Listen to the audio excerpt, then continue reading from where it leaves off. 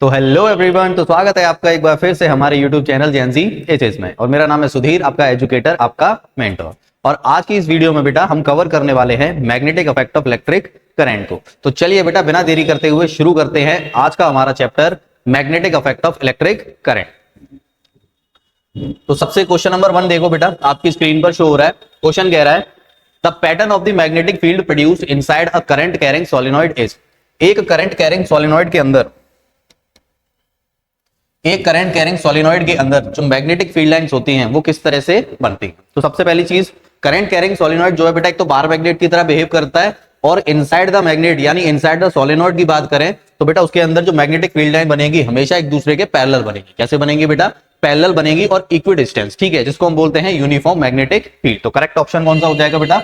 Option A, क्योंकि यही वाली जो फील्ड लाइंस है हमारी वो यूनिफॉर्म नेचर को शो कर रही हैं और सभी के सभी एक दूसरे के क्या हैं? पैरेलल हैं। तो इनसाइड द सोलेनॉइड हमेशा जो मैग्नेटिक फील्ड लाइंस बनेंगी वो हमेशा कैसी बनेंगी बेटा? एक दूसरे के parallel.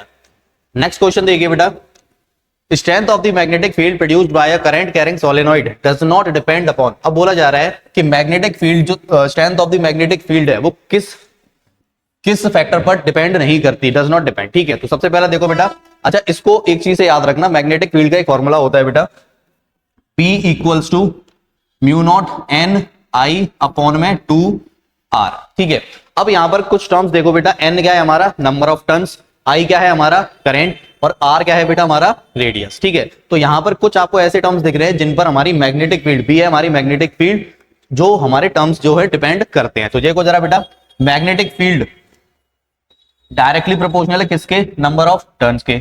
Magnetic field directly proportional है बेटा किसके? करंट के। और मैग्नेटिक फील्ड इनवर्सली प्रोपोर्शनल है बेटा किसके? रेडियस के। इसका मतलब बेटा नंबर ऑफ टर्न्स, करंट और रेडियस पर डिपेंड करती है हमारी मैग्नेटिक फील्ड। अब जरा देखो ऑप्शन में, नंबर ऑफ टर्न्स इस पर डिपेंड करेगी, direction of the current flowing through it. अब बोला जा रहा है कि मैग्नेटिक फील्ड की स्ट्रेंथ किस पर डिपेंड नहीं करती। तो बेटा देखो करेक्ट ऑप्शन कौन सा हो जाएगा? डायरेक्शन, क्योंकि अगर मैं डायरेक्शन करंट की चेंज कर दूं तो उससे क्या होगा बेटा? जो हमारी मैग्नेटिक फील्ड है उसकी भी डायरेक्शन क्या है? चेंज हो जाएगी। ठीक है, लेकिन अगर मैं उसकी स्ट्रेंथ की बात करूं तो स्ट्रेंथ में तो कोई फर्क नहीं आएगा। स्ट्रेंथ का मतलब उसका सिंपल मैग्नीट्यूड से है बेटा।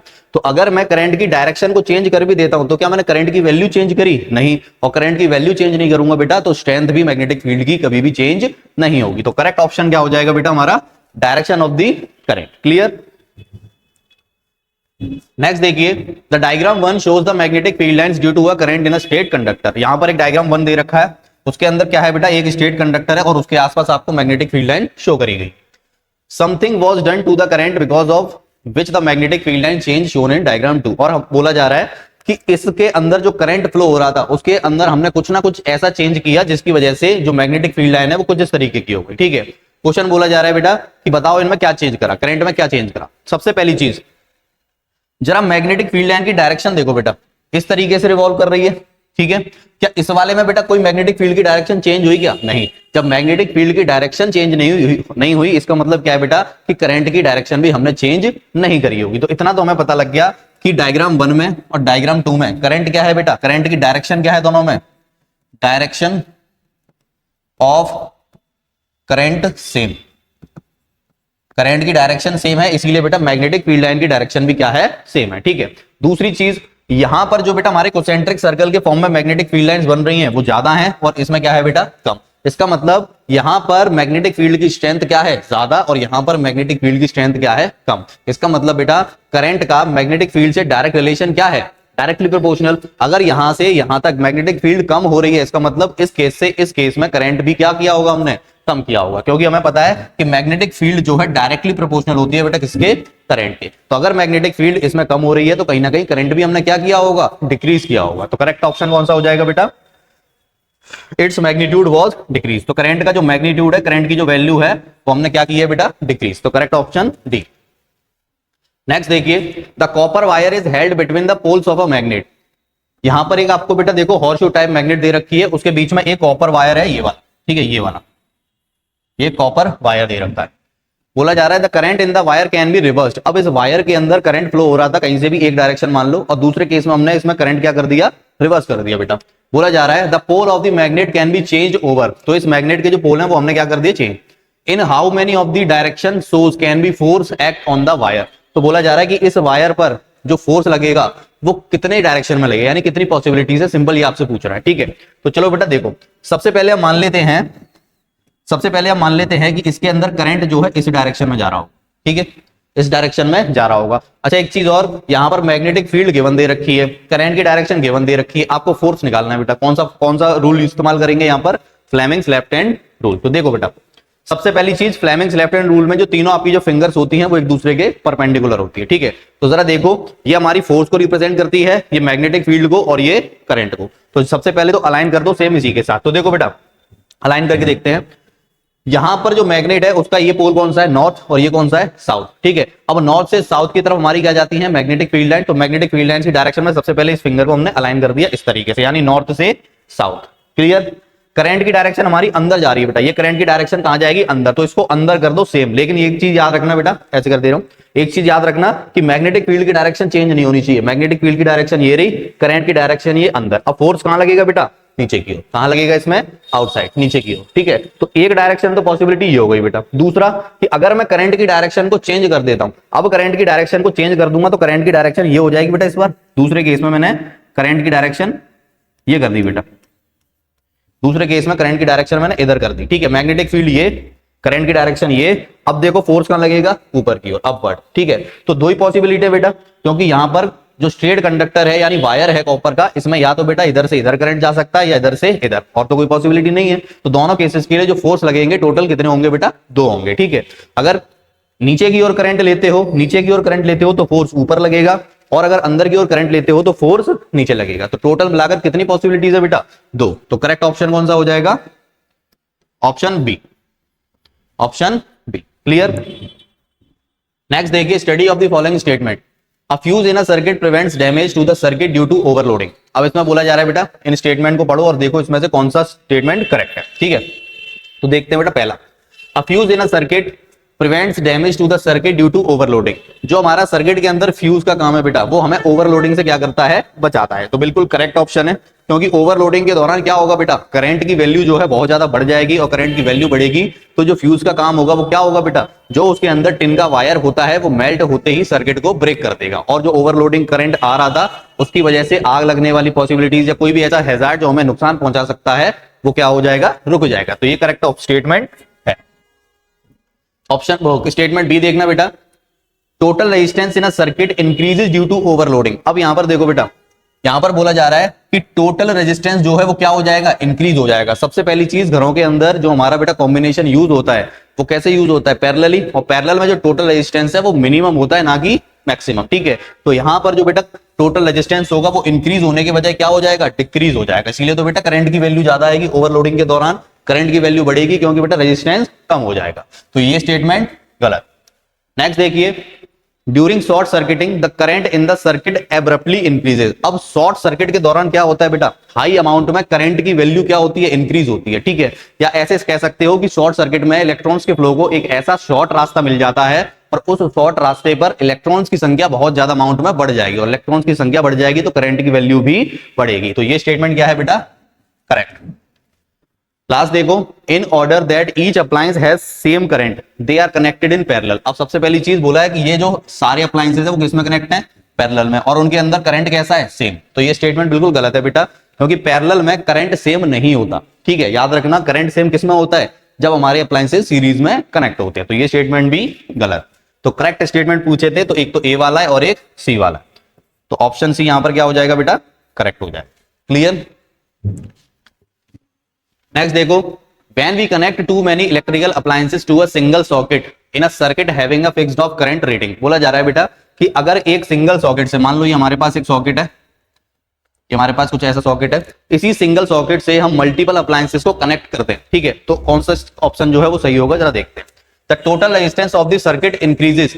अब सबसे पहली चीज बेटा, एक ही सॉकेट से जब आप मल्टीपल अप्लायंसेस को कनेक्ट करोगे तो वो सब के सब किसमें कनेक्ट होंगे, पैरेलली कनेक्ट होंगे। कैसे होंगे बेटा, पैरेलली, और पैरेलली में टोटल रेजिस्टेंस कम होता है ना कि बढ़ता है। तो पहला तो यहीं से गलत हो गया। ठीक है, दूसरा देखो, the current drawn from the source decreases. अब देखो बेटा, यहां पर जब कह सकते हैं टोटल रेजिस्टेंस की वैल्यू कम होगी तो यहां पर बेटा करंट की वैल्यू बढ़नी चाहिए ना कि कम होनी चाहिए। तो दूसरा ऑप्शन भी गलत। तीसरा देखो बेटा, the current increases beyond the rated value. ठीक है, अब यहां पर पैरेलल में कनेक्ट होने के दौरान जो हमारा टोटल रेजिस्टेंस है वो कम हो रहा है, और टोटल रेजिस्टेंस कम होगा तो करंट की वैल्यू बेटा क्या होनी चाहिए, बढ़नी चाहिए, लगातार बढ़नी चाहिए। तो ऑप्शन कौन सा करेक्ट हो जाएगा बेटा, ऑप्शन सी, यानी करंट की वैल्यू क्या होगी, बढ़ेगी। ठीक है,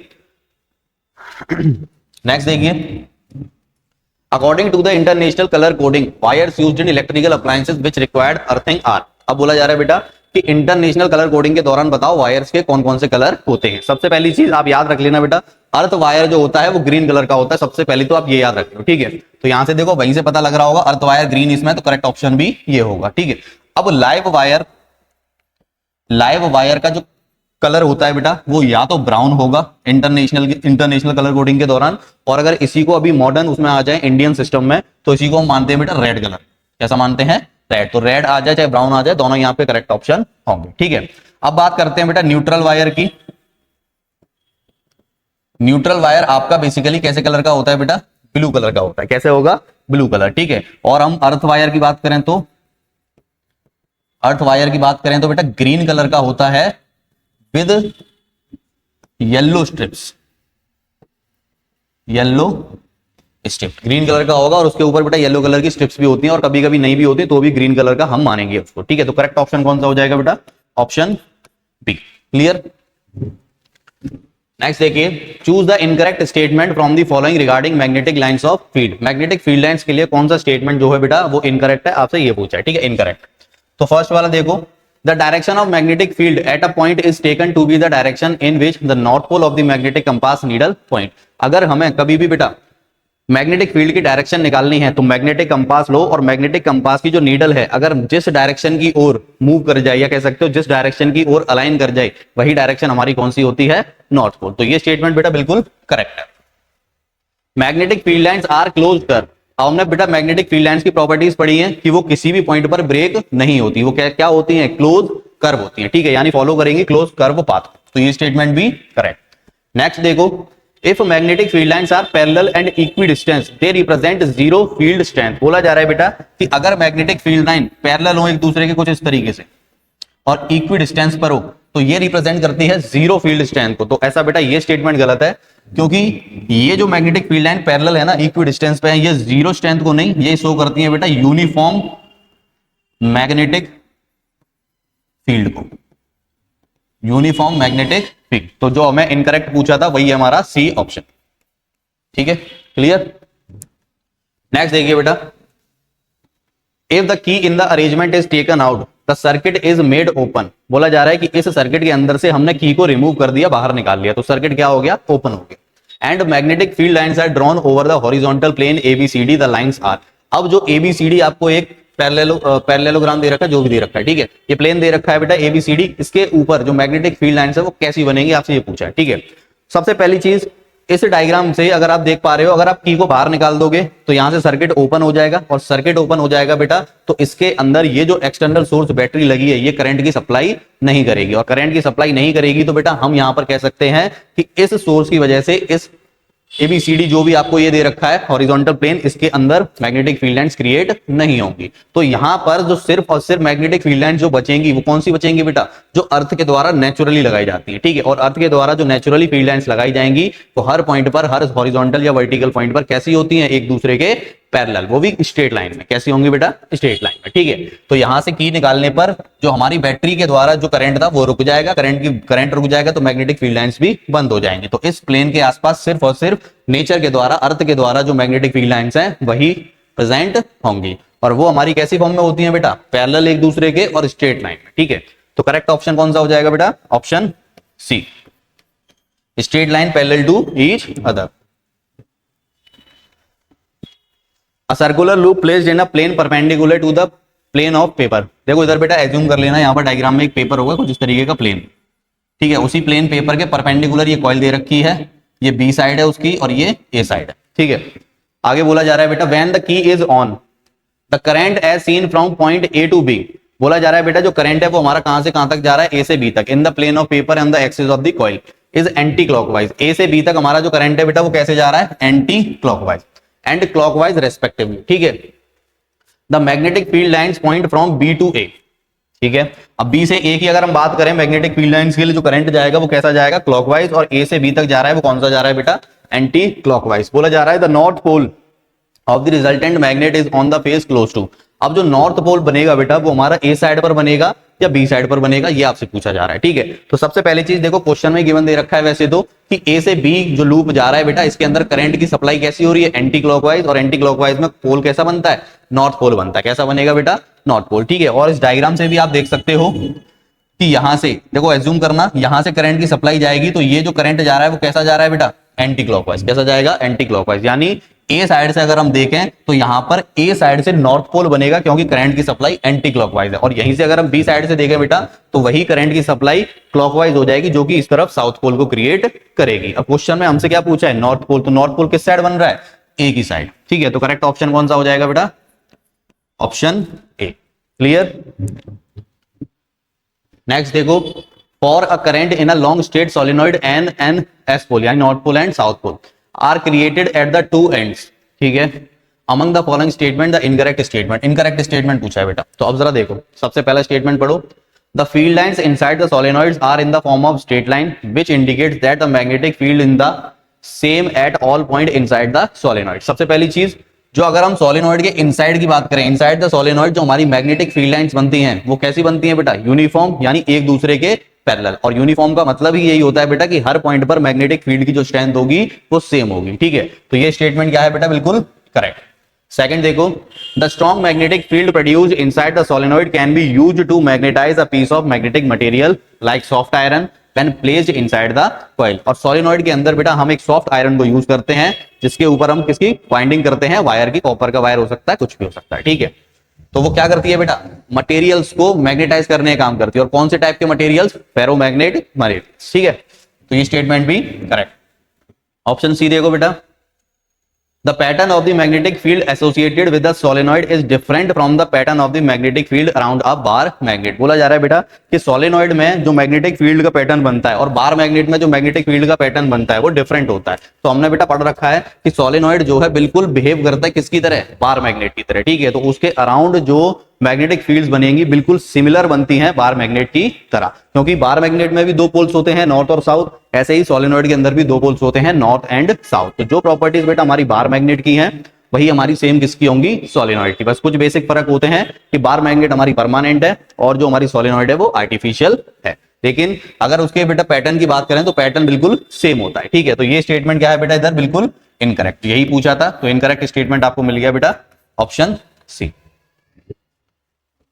नेक्स्ट देखिए, a uniform magnetic field exist in the plane of paper pointing from left to right. बोला जा रहा है बेटा इस पेपर को देखो ध्यान से, इसके ऊपर एक यूनिफॉर्म मैग्नेटिक फील्ड है जो लेफ्ट से राइट तक जा रही है। ठीक है, आगे बोल रहा है as shown in the figure, in the field an electron and a proton move as shown.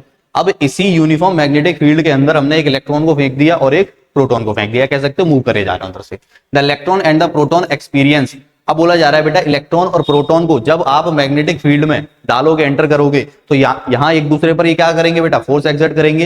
ये जो मैग्नेटिक फील्ड की वजह से इलेक्ट्रॉन के ऊपर भी कुछ ना कुछ फोर्स लगेगा और इसी मैग्नेटिक फील्ड की वजह से प्रोटॉन के ऊपर भी फोर्स लगेगा। तो वही फोर्स की इन्होंने क्या बोली है, डायरेक्शन बताओ कि फोर्स किधर एक्सपीरियंस होगा। तो अब जरा देखो बेटा, जब भी आपसे फोर्स की डायरेक्शन पूछे या मैग्नेटिक फील्ड की डायरेक्शन पूछे या करंट की डायरेक्शन पूछे तो आपको बेटा एक ही रूल अप्लाई करना है, फ्लेमिंग्स लेफ्ट हैंड रूल। तो सबसे पहले हम बात करते हैं बेटा प्रोटॉन के लिए। ठीक है, अच्छा प्रोटॉन को हम बेटा अल्फा पार्टिकल भी बोलते हैं। क्या बोलते हैं, अल्फा पार्टिकल, अल्फा पॉजिटिव होता है। और अगर इलेक्ट्रॉन की बात करें तो इसको हम बीटा नेगेटिव, बीटा पार्टिकल। ठीक है, अब आपको पता है बेटा कि अल्फा पार्टिकल जिस डायरेक्शन में मूव करेगा उसी डायरेक्शन में आपका करंट भी मूव करता है। ठीक है, ये याद रखना आप कि जिस डायरेक्शन में प्रोटॉन जाएगा, जिस डायरेक्शन में अल्फा पार्टिकल जाएगा उसी डायरेक्शन में करंट भी जाएगा। तो देखो आपको दो चीजें पता है बेटा, एक तो मैग्नेटिक फील्ड, तो देखो मैग्नेटिक फील्ड लेफ्ट से राइट जा रही है, ये हमने अलाइन कर दी। ठीक है, ये मैग्नेटिक फील्ड। ठीक है, अच्छा प्रोटॉन के लिए बेटा देखो करंट कहां जाएगा, ऊपर की ओर। तो देखो मैग्नेटिक फील्ड प्लस ये करंट। ठीक है, ये मैग्नेटिक फील्ड और करंट ऊपर, ये मैग्नेटिक फील्ड, ये करंट ऊपर। ठीक है, और ये जो बेटा आप थंब को बाहर निकालोगे तो ये आपका रिप्रेजेंट करेगा फोर्स को। तो यानी इस प्रोटॉन के ऊपर जो फोर्स लग रहा है, इस प्रोटॉन के ऊपर जो फोर्स लगेगा वो कहां लगेगा बेटा, इनसाइड, इनसाइड दी पेपर, या कैसे भी समझो इन्वर्ट लगेगा। ठीक है, अंदर की ओर लगेगा। क्लियर, तो इसका हमें पता लग गया। अब इलेक्ट्रॉन के लिए देखते हैं बेटा, तो देखो इलेक्ट्रॉन के लिए मैग्नेटिक फील्ड सेम। अब एक चीज याद रखना कि इलेक्ट्रॉन को हम क्या बोल रहे हैं बेटा, बीटा पार्टिकल। ठीक है, अब इलेक्ट्रॉन के जस्ट अपोजिट डायरेक्शन में हमारा करंट फ्लो होता है, ये अभी सबने पढ़ा है ना कि दोनों की अगर हम डायरेक्शन की बात करें तो अगर इलेक्ट्रॉन इस डायरेक्शन में जा रहा है तो करंट इस डायरेक्शन में जाएगा, बिल्कुल अपोजिट। तो देखो इलेक्ट्रॉन की डायरेक्शन नीचे है तो करंट की डायरेक्शन क्या होगी बेटा, ऊपर। ठीक है, तो देखो बेटा ये मैग्नेटिक फील्ड इलेक्ट्रॉन के लिए फिर से, और करंट की डायरेक्शन इसके लिए ऊपर। ठीक है, तो इसके लिए करंट की डायरेक्शन ऊपर होगी बेटा, और इसमें भी करंट की डायरेक्शन ऊपर होगी। ठीक है, तो देखो करंट की डायरेक्शन ऊपर, ये मैग्नेटिक फील्ड ये, तो इसके ऊपर लगने वाला फोर्स भी कहां होगा, अंदर की ओर इनवर्ट। तो हम ये कह सकते हैं बेटा कि प्रोटॉन प्रोटॉन प्रोटॉन और इलेक्ट्रॉन दोनों के ऊपर जो फोर्स लगेगा वो कैसा लगेगा बेटा, इनवर्ट लगेगा। कैसा लगेगा, इनवर्ट, यानी अंदर की ओर लगेगा। क्लियर, तो देखो करेक्ट ऑप्शन इनमें से हो जाएगा forces both pointing into the plane of the paper. ठीक है, इनटू द यानी अंदर की ओर। ठीक है, तो करेक्ट ऑप्शन कौन सा हो जाएगा बेटा, option A, into the plane of the paper, अंदर की ओर। नेक्स्ट देखिए, the correct pattern of magnetic field lines of the field produced by a current carrying circular loop. Circular loop में जो आपकी मैग्नेटिक फील्ड लाइन का pattern है वो कैसा है, अब तो बेटा देखने से पता लग जाना चाहिए करेक्ट ऑप्शन। देखो जरा, यहां पर मैग्नेटिक फील्ड लाइन कहां से निकल रही है, साउथ से या नॉर्थ से, गलत हो जाएगा। यहां पर देखो बेटा, यहां साउथ से या नॉर्थ से, गलत हो जाएगा। अब इसमें देखो ये भी नॉर्थ से निकल रही है, ये भी नॉर्थ से निकल रही है, और हमें पता है कि सर्कुलर लूप के अराउंड ये कोसेंट्रिक सर्कल भी बनते हैं। ठीक है, तो करेक्ट ऑप्शन कौन सा है, ऑप्शन सी, यहीं से पता लग जाना चाहिए बेटा, correct option option C. Clear. Next देखो, who discovered magnetic effect of current. अब ये मैग्नेटिक इफेक्ट ऑफ करंट यानी मैग्नेट की हेल्प से करंट की डिस्कवरी या करंट की वजह से मैग्नेटिज्म किसने प्रोड्यूस करा था, किसने डिस्कवर किया था, तो उन साइंटिस्ट का नाम था बेटा ओरिस्टेड। कौन था बेटा, ओरिस्टेड। ठीक है, तो करेक्ट ऑप्शन ओरिस्टेड। इन्होंने एक्सपेरिमेंट परफॉर्म किया था जिसमें एक कंडक्टर के अंदर इन्होंने इलेक्ट्रिसिटी को फ्लो कराया था, और उसी इलेक्ट्रिसिटी से मैग्नेटिज्म को प्रूव किया था कि वहां पर मैग्नेटिज्म जनरेट होता है, यानी इलेक्ट्रिसिटी और मैग्नेटिज्म का डायरेक्ट रिलेशन है, ये इन्होंने प्रूव किया था। तो साइंटिस्ट का नाम है बेटा ओरिस्टेड। नेक्स्ट देखो, चूज द इनकरेक्ट, फिर से बोला है कि इनकरेक्ट स्टेटमेंट कौन सा बेटा, Fleming's right hand rule is a simple rule to know the direction of induced current. ठीक है, अब देखो बेटा पहले तो सिलेबस में हमारे लेफ्ट हैंड रूल है, लेकिन राइट हैंड रूल भी जो है बेटा हमारा इंड्यूस्ड करंट को क्या करता है, मेजर करने के काम आता है। सेम वही होता है, जैसे इस तरीके के एक दूसरे के परपेंडिकुलर होते हैं, राइट हैंड में भी एक दूसरे के क्या होते हैं, परपेंडिकुलर। ठीक है, अब ये इंड्यूस्ड करंट क्या होता है ये आप 11th क्लास में पढ़ोगे आगे, बट आप इतना जानो कि ये बिल्कुल करेक्ट स्टेटमेंट है। ठीक है, सेकंड देखो, The right hand thumb rule is used to find the direction of magnetic field due to current carrying conductor। तो देखो बेटा राइट हैंड थंब रूल से हम मैग्नेटिक फील्ड की डायरेक्शन को भी क्या कर सकते हैं, मेजर कर सकते हैं, तो ये भी करेक्ट। थर्ड देखो, the difference between the direct and alternating current is that the direct current always flows in one direction. देखो बिल्कुल करेक्ट बात है, यहां तक बिल्कुल करेक्ट चीज है कि जो डायरेक्ट करंट है बेटा वो हमारा एक ही डायरेक्शन में फ्लो करता है, whereas the alternating current reverse its direction periodically. और जो अल्टरनेटिंग करंट है बेटा वो आप अपनी डायरेक्शन को क्या कर सकता है, लगातार चेंज करता रहता है। ठीक है, तो याद रखना कि डायरेक्ट करंट वन वे काम करता है और अल्टरनेटिंग करंट अपनी डायरेक्शन को चेंज करता है, तो ये स्टेटमेंट भी करेक्ट। डी देखो, in India the AC changes direction after every 1/50 second. अब ये स्टेटमेंट गलत है बेटा, इंडिया के अंदर जो अल्टरनेटिंग करंट होता है वो 1/50 सेकंड की रफ्तार से अपना डायरेक्शन चेंज नहीं करता, बल्कि 1/100 सेकंड की रफ्तार से करता है। ठीक है, तो करेक्ट ऑप्शन कौन सा हो जाएगा, जो इनकरेक्ट आपको ढूंढना है, ऑप्शन डी। क्लियर। नेक्स्ट देखो बेटा, the constant current flows in a horizontal wire in the plane of the paper from east to west. एक वायर दे रखा है आपको जिसमें करंट की डायरेक्शन ईस्ट की तरफ से वेस्ट की तरफ है। ठीक है, इस तरफ, as shown in the figure. The direction of magnetic field at a point will be north to south. अब नॉर्थ से साउथ में किस पॉइंट पर इस वायर के अंदर मैग्नेटिक फील्ड क्रिएट हो रही होगी। तो सबसे पहली चीज बेटा देखो, सबसे पहली चीज, अब यहां पर करंट की डायरेक्शन पता है, तो करंट की डायरेक्शन के लिए अपना राइट हैंड लो और ये जो आपका बेटा अंगूठा है इसको करंट की डायरेक्शन के साथ अलाइन कर दो, इसको इस तरीके से। ठीक है, अब अपनी जो फिंगर्स हैं इनको बेटा राउंड घुमाओ कुछ इस तरीके से, ये चेंज नहीं होना चाहिए, ये इसी डायरेक्शन में रहना चाहिए ये।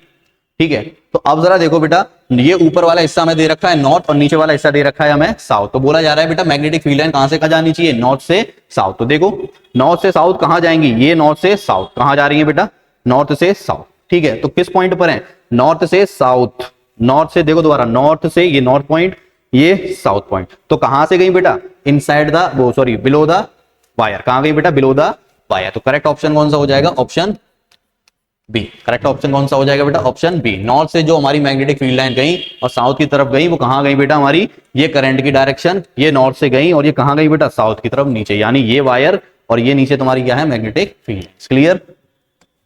नेक्स्ट देखो बेटा, अ पॉजिटिवली चार्ज पार्टिकल जिसको हम बोलते हैं अल्फा पार्टिकल, जो अभी बताया बेटा, projected towards waste is deflected towards north via magnetic field, the direction of magnetic field is। बेटा आपसे क्या पूछा, डायरेक्शन ऑफ मैग्नेटिक फील्ड। अब डायरेक्शन ऑफ मैग्नेटिक फील्ड पूछा है तो फिर से यूज हम वही करेंगे, फ्लेमिंग्स लेफ्ट हैंड रूल। ठीक है, अब जरा देखो बेटा, अल्फा पार्टिकल को कहां पे प्रोजेक्ट किया गया है बेटा, टुवर्ड्स वेस्ट, यानी वेस्ट की तरफ फेंका गया। ठीक है, अब हमें पता है कि ये ईस्ट होता है हमारा, ये वेस्ट, ये नॉर्थ और ये साउथ।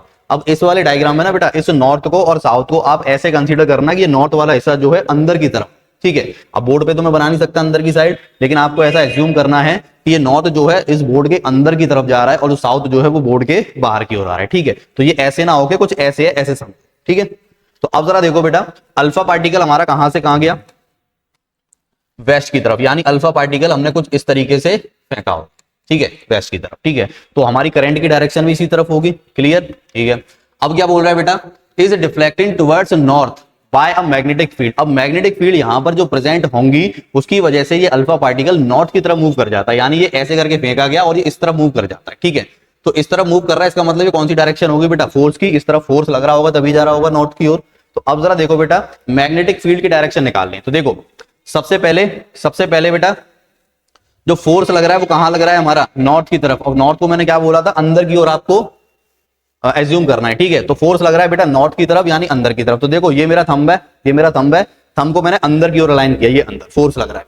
ठीक है, करंट मेरा कहां जा रहा है बेटा, करंट जा रहा है मेरा ईस्ट से वेस्ट की तरफ, यानी कुछ इस तरफ, कुछ इस तरफ। ठीक है, देखो ये मेरा करंट, ये मेरा फोर्स, तो मैग्नेटिक फील्ड की डायरेक्शन किधर आएगी बेटा, ऊपर की ओर। ठीक है, दोबारा देखो बेटा, दोबारा देखो, ये मेरा करंट, ये जा रहा है बेटा अल्फा पार्टिकल करंट, ये मेरा फोर्स लग रहा है नॉर्थ, ये मेरा फोर्स लगेगा नॉर्थ की ओर, यानी अंदर की ओर लगेगा। ठीक है, तो अंदर की ओर ये रहा, मैग्नेटिक फील्ड मेरी कहां जाएगी बेटा, ऊपर की ओर, यानी अपवर्ड। तो मैग्नेटिक फील्ड की डायरेक्शन क्या हो जाएगी बेटा, अपवर्ड। तो करेक्ट ऑप्शन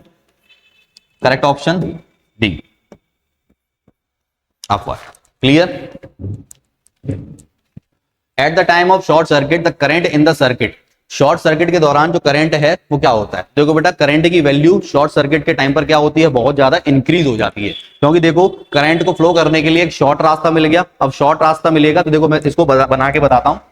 मान लेते हैं यहां पर हमारा कोई बल्ब लगा है, ठीक है, और यहां पर हमारी बैटरी लगी है। ठीक है, अब इस बैटरी से एक वायर हमारा ये गया और दूसरा वायर ये गया।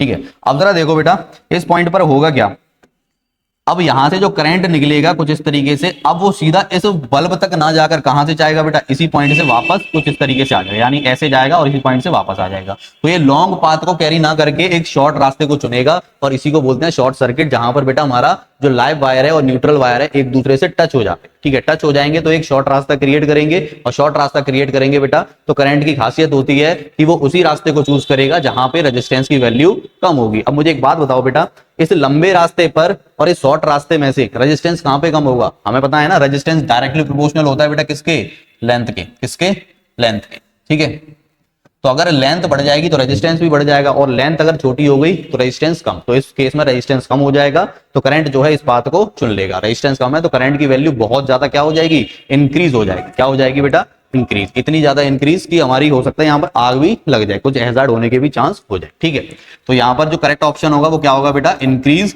हैवीली, यानी लगातार करंट क्या होगा, इंक्रीज होगा शॉर्ट सर्किट के दौरान। नेक्स्ट देखो, which is the earth wire connected to a metallic body of an appliance in a household circuit।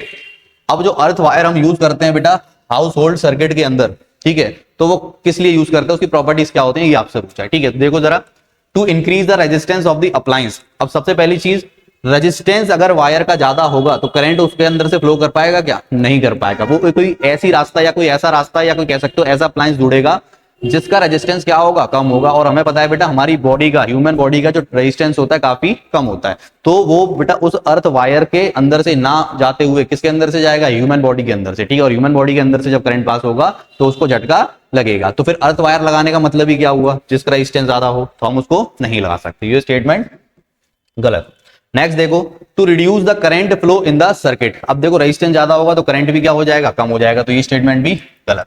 हमें तो ऐसा वायर चाहिए बेटा जिसका रेजिस्टेंस कम हो और उसकी करंट उसमें से बहुत ज्यादा अमाउंट में पार हो जाए। ठीक है, इतना कम रेजिस्टेंस होना चाहिए, ह्यूमन बॉडी से भी कम। ठीक है, तो देखो to provide a low resistance path. देखो तो अर्थ वायर का मेन काम क्या होता है, एक ऐसा पाथ देना बेटा करंट को जिसका रेजिस्टेंस क्या हो, काफी कम, for current in the case of leakage. तो करेक्ट ऑप्शन कौन सा हो जाएगा बेटा, ऑप्शन सी।